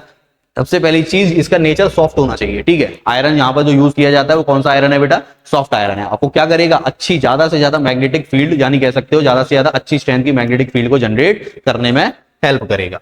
Affect on efficiency, make the electromagnet stronger and more efficient. जितना ज्यादा बेटा अंदर का जो कॉइल है, जो अंदर का मटेरियल है, उतना ज्यादा सॉफ्ट होगा, सॉफ्ट आयरन का होगा, उतना ही बेटा एफिशिएंसी हमारी सोलेनॉइड की क्या हो जाएगी, इंक्रीज हो जाएगी, ठीक है। Required less current for the same effect, यानी कम करंट में भी हम ज्यादा मैग्नेटिक स्ट्रेंथ को अचीव कर सकते हैं। क्लियर। नेक्स्ट देखिए, name any two parts of a human body where magnetic field is found significantly. Human body के अंदर दो ऐसे पार्ट्स बता दो जहां पर बेटा मैग्नेटिक फील्ड नेचुरली पाई जाती है, ठीक है। तो सबसे पहला है बेटा हार्ट, और दूसरा हमारा क्या है, ब्रेन। दोनों को आपने देखा ना, एमआरआई वगैरह होता है, दिल की जांच होती है, अल्ट्रासाउंड जैसी कुछ टेक्नोलॉजी से, एमआरआई दिमाग की होती है। तो यहाँ पर क्या है बेटा, मैग्नेटिक फील्ड नेचुरली पाई जाती है, तो हार्ट के अंदर, दूसरा ब्रेन के अंदर। क्लियर। नेक्स्ट देखो, what is the purpose of a fuse in a domestic circuit and how does it design ensure the protection of electrical system for overloading. वही देखो फ्यूज वाला आ गया। अब जिसने नहीं देखा, फ्यूज कुछ इस तरीके का होता है बेटा। अब रियल में देखना है ना, तो जिसके घर पे इन्वर्टर हो, इन्वर्टर के पीछे लगा होता है, एक बार निकाल के देख लेना, ठीक है। अब इस फ्यूज के अंदर ये जो वायर है ना बेटा, ये जो वायर है ये होता है हमारा टिन का, ठीक है, जिसका मेल्टिंग पॉइंट क्या होता है बेटा, लो होता है, ठीक है। तो जैसे ही करंट की वैल्यू एक्सीड करेगी, यानी कह सकते हो ओवरलोडिंग होगी, तो ये यहां से क्या हो जाएगा, ब्रेक हो जाएगा, कुछ इस तरीके से क्या हो जाएगा, ब्रेक टूट जाएगा। और ब्रेक हो गया तो बेटा करंट यहां से यहां जा नहीं पाएगा, तो आगे की जितने भी अप्लायंसेस है सबके अंदर करंट की सप्लाई रुक जाएगी। तो जब भी ओवरलोडिंग होती है, हाई करंट जाता है, हाई करंट जाएगा, तो बेटा हीट भी बढ़ेगी, और हीट बढ़ेगी तो इसका मेल्टिंग पॉइंट लो होता है, तो लो मेल्टिंग पॉइंट की वजह से क्या हो जाएगा, ब्रेक हो जाएगा। ब्रेक हो जाएगा तो आगे की करंट की सप्लाई रोक देगा। Clear. What is the voltage of a standard household circuit and the standard frequency of AC used in the India? India के अंदर बेटा वोल्टेज और जो AC करंट है उसकी क्या वैल्यूज होती हैं वो आपसे पूछा है, ठीक है। तो देखो वोल्टेज हमारी कॉमनली 220 वोल्ट से 240 वोल्ट इंडिया के अंदर यूज करी जाती है, ठीक है। और फ्रीक्वेंसी की बात करें तो कितनी होती है बेटा 50 हर्ट्ज, ठीक है। 240 वोल्ट नॉर्मली, और उसकी फ्रीक्वेंसी की बात करें तो 50 हर्ट्ज। नेक्स्ट देखिए बेटा short answer type question, why does the compass needle get deflected when brought near a bar magnet, ठीक है। अब इसको मैं दोबारा से नहीं बता रहा, जो अभी हमने ओरिस्टेड का एक्सपेरिमेंट समझा था वही है सेम, कि बार मैग्नेट के पास जब आप कंपास को लेकर आओगे तो उसकी नीडल डिफ्लेक्ट क्यों करती है, because of the magnetic field. Clear. Next देखिए बेटा, state the rule used to find the force acting on a current carrying conductor placed in a magnetic field. तो फर्स्ट वाले का आंसर बोला है बेटा कि ये जो आपको डायग्राम दिख रहे हैं इनके अंदर आपको बेटा फोर्स, मैग्नेटिक फील्ड की डायरेक्शन और करंट की डायरेक्शन आपको अगर मेजर करनी हो तो कौन सा रूल इस्तेमाल करोगे, तो हमें पता है बेटा कौन सा, फ्लेमिंग्स लेफ्ट हैंड, ठीक है। सेकंड पॉइंट में बोला है बेटा given below are three diagram show entry on an electrons in a magnetic field, identify the case in which the force will be maximum and minimum.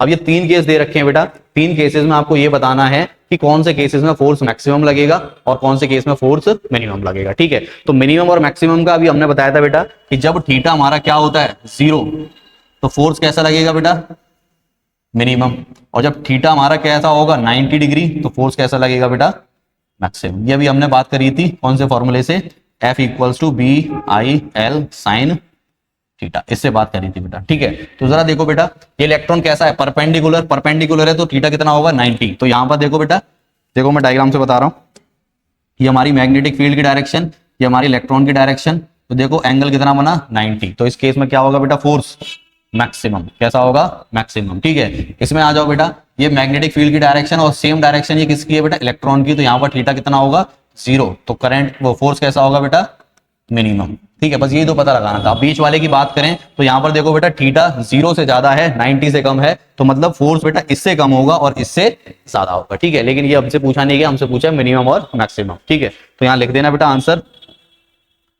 In case 1 force कैसा होगा बेटा इसमें maximum, force maximum, और in case 3 force कैसा होगा बेटा minimum, ठीक है।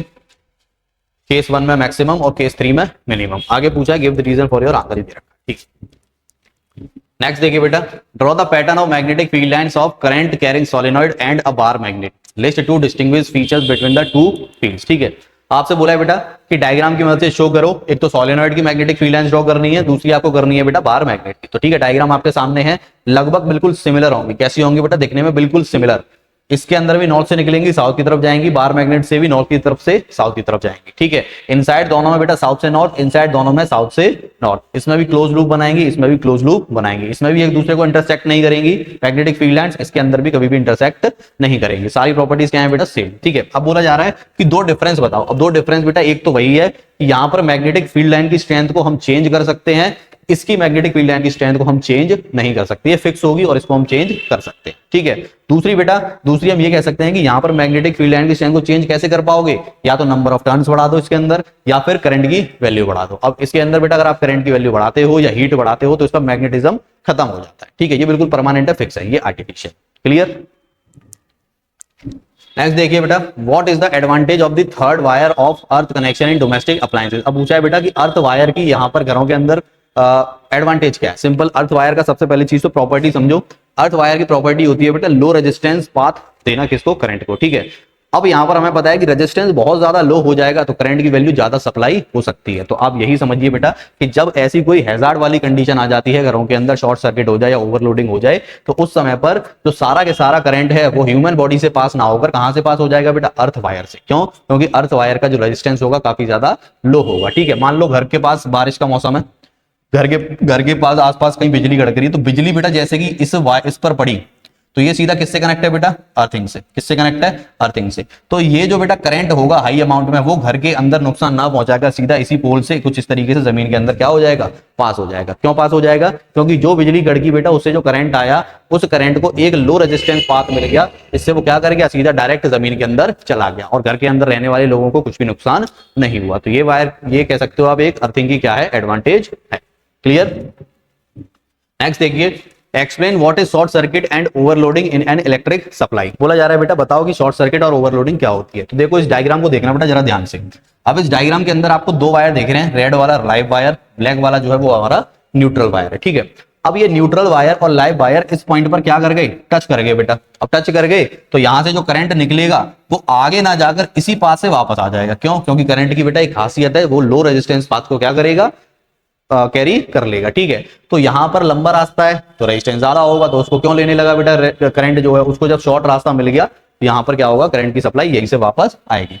अब यहां पर शॉर्ट रास्ता मिल गया बेटा, तो यहां पर इलेक्ट्रॉन्स की जो क्वांटिटी होगी ज्यादा इकट्ठी होने लग जाएगी, यानी इलेक्ट्रॉन्स आकर बेटा यहां पर इकट्ठे होने लग जाएंगे। और करंट बेटा यहां पर इलेक्ट्रॉन जब इकट्ठे हो जाएंगे तो यहां पर क्या होगा बेटा, एक दूसरे से इलेक्ट्रॉन टकराते टकराते आते ही चले जाएंगे, आते ही चले जाएंगे, आते ही चले जाएंगे, तो टकरा टकरा कर हीट जनरेट होने लग जाएगी। और उसी हीट की वजह से यहां पर बेटा चांसेस रहते हैं कि क्या लगे, फायर लग जाए, ठीक, आग लग जाए, ठीक है। तो इसी को हम बोलते हैं बेटा शॉर्ट सर्किट। इसको हम क्या बोलेंगे, short circuit. Basically main point यहां पर यह है बेटा कि जब लाइव वायर और न्यूट्रल वायर एक दूसरे से टच हो जाए तो वहां पर हमारी शॉर्ट सर्किट वाली कंडीशन क्रिएट होती है, ठीक है। और यहीं पर देखो बेटा, जब इलेक्ट्रॉन्स की क्वांटिटी बढ़ने लगेगी तो इलेक्ट्रॉन्स की क्वांटिटी बढ़ रही है तो यहां पर एक स्टैटिक करंट भी कह सकते हो इकट्ठा होने लगेगा। उसी को हम बोलते हैं ओवरलोडिंग। क्या बोलते हैं, ओवरलोडिंग। क्लियर?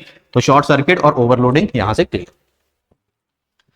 नेक्स्ट देखिए बेटा long answer type question. Long answer में क्या पूछा जरा देखो, magnetic field lines of two bar magnets A and B are shown, name the poles of the magnet facing each other. बोला जा रहा है बेटा इस डायग्राम को ध्यान से देखो,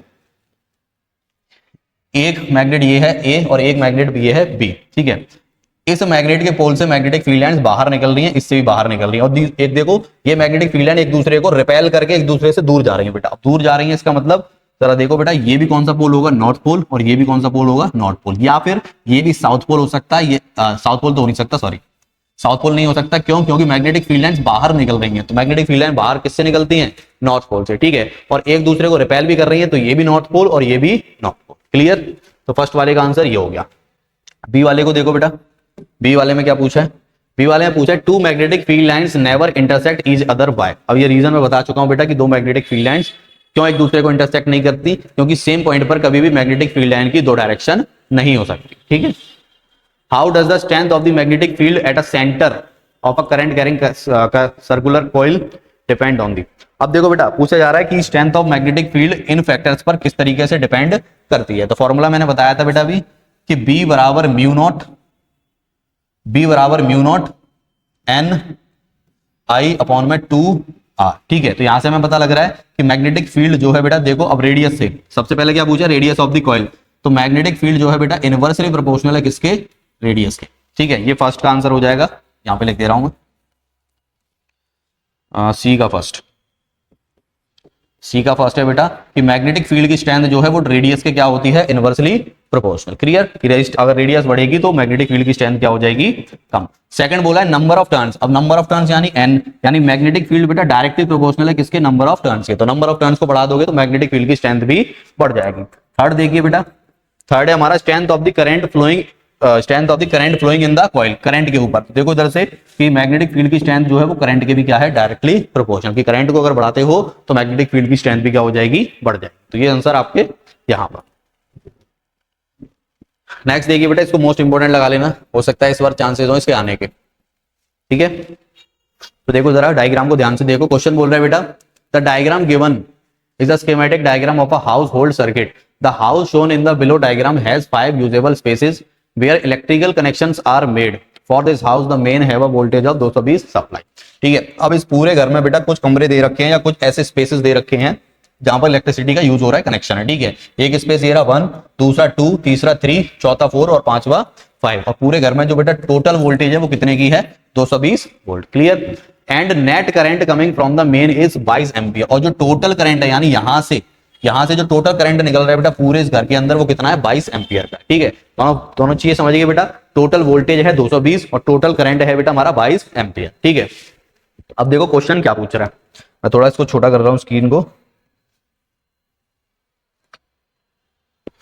थोड़ा छोटा कर रहा हूं बेटा ताकि स्पेस मिल जाए बस। अब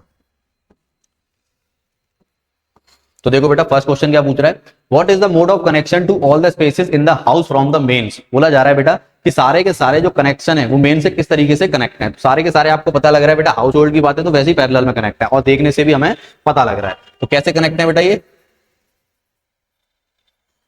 पैरेलल, कैसे कनेक्ट है बेटा पैरेलल कॉम्बिनेशन। बी वाला देखो, the space 5 and 4 have the same resistance. अब बोला जा रहा है बेटा कि स्पेस 5 और 4 जो है दोनों का जो रेजिस्टेंस है वो क्या है सेम, ठीक है। तो यानी मैं ये कह सकता हूं कि 5 के लिए मैं लेट कर रहा हूं बेटा, लेट 5 के लिए जो रेजिस्टेंस है वो मैंने कितना मान लिया R, तो 4 के लिए भी कितना हो जाएगा बेटा R, क्योंकि बोला है कि जितना 5 में है उतना ही 4 में, ठीक है। आगे बोला जा रहा है and spaces 3 and 2 have respective resistance of 20 ohm and 30 ओम। यानी 3 के लिए जो रेजिस्टेंस दे रखा है वो दे रखा है बेटा 20 ओम का, और 2 के लिए जो रेजिस्टेंस दे रखा है वो दे रखा है, सॉरी उल्टा कर दिया, हाँ सही है सही, 20 ओम, और इसके लिए दे रखा है बेटा 30 ओम का।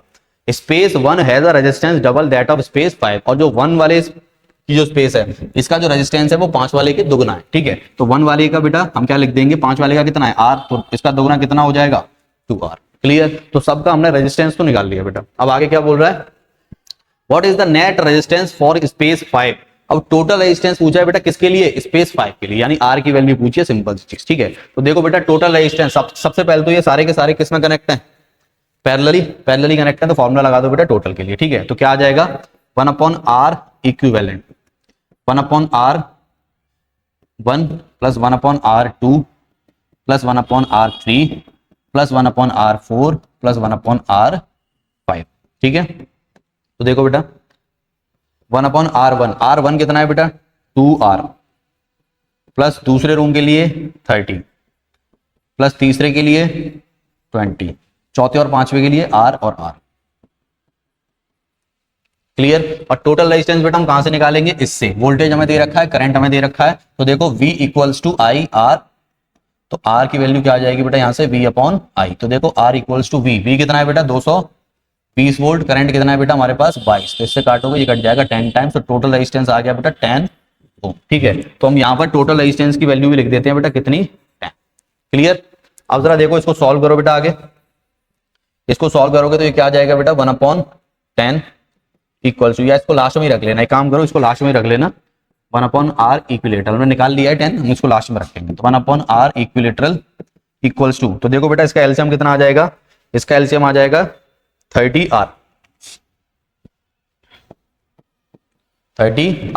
तो देखो एलसीएम लोगे तो ये हो जाएगा बेटा 30R 15 ऊपर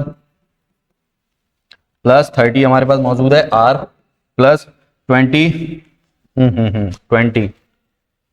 30 नहीं बेटा इधर 60R आएगा हमारा,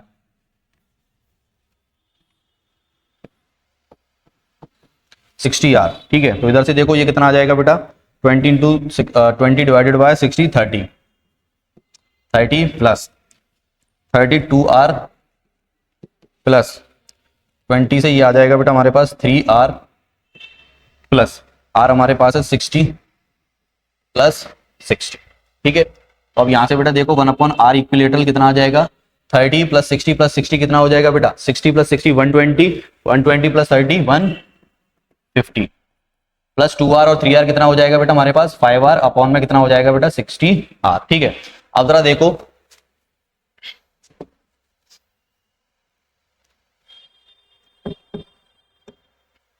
बेटा आगे इसको सॉल्व करो, इसको आगे सॉल्व करोगे तो देखो क्या हो जाएगा R इक्विलेटरल बराबर 60R अपॉन में क्या बचेगा 150 प्लस 5R। अब जो टोटल इक्विवेलेंट रेजिस्टेंस हमने निकाला था उसको यहां रख दो, वो हो जाएगा हमारा 10, ये बचेगा 60R अपॉन में 150 प्लस 5R, ठीक है।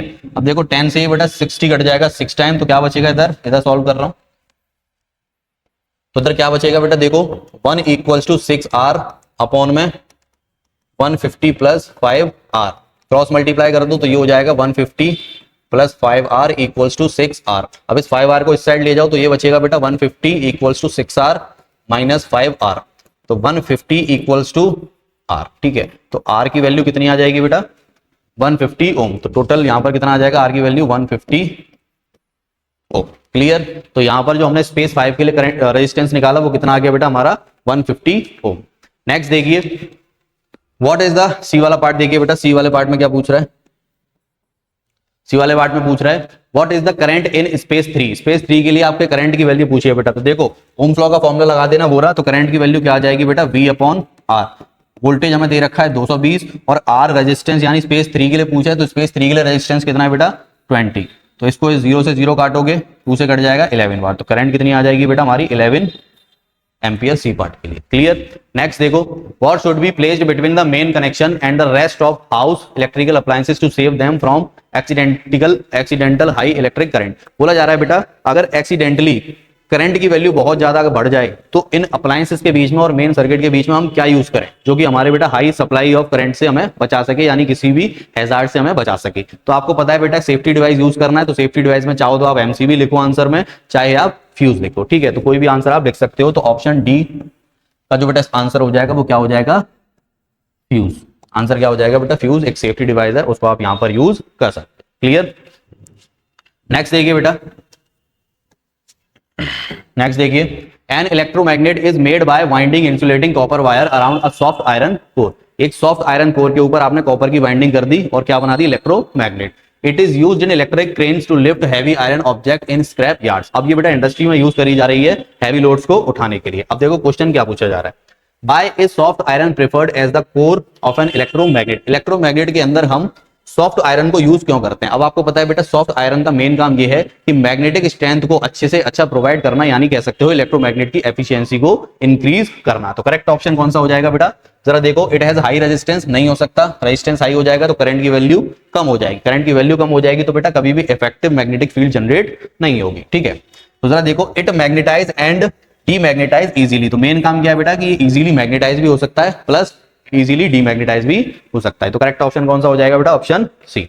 नेक्स्ट देखो increasing the number of turns of the coil will. अब देखो अगर हम नंबर ऑफ टर्न्स बढ़ा देते हैं तो आपको पता है मैग्नेटिक फील्ड भी क्या हो जाएगी, इंक्रीज, क्योंकि हमें पता है बेटा कि मैग्नेटिक फील्ड डायरेक्टली प्रोपोर्शनल होती है नंबर ऑफ टर्न्स के, ठीक है। तो जरा देखो करेक्ट ऑप्शन कौन सा हो जाएगा, increase the number of turns, increase in magnetic field, option B.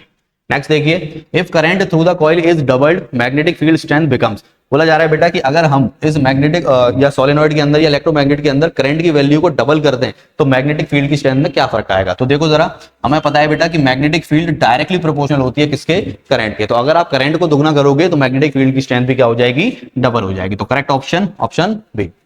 Next देखिए which of the following is not an advantage of an electromagnet. इनमें से बेटा कौन सी एडवांटेज नहीं है इलेक्ट्रोमैग्नेट की।